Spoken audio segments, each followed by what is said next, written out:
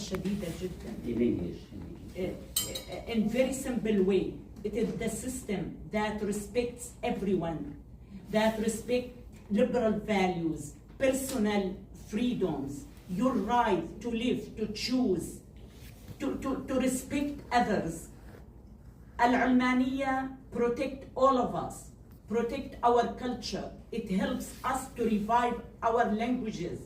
It respects our rights to be who we want to be. For me, this is secularism. This is the way we should live. We came from a very, very harsh and brutal culture that didn't allow us to choose, didn't allow us to practice whatever we believe in. So it is time to restore our heritage. I didn't know much about Amazigh.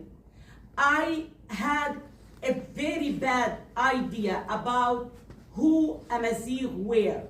I was taught they are behind time. They're not humane. When I came, I am so proud to get to know you guys, to get to know your culture. I have spent few days with extremely beyond my ability to express nice people, kind people. I will be your ambassador to our Syria.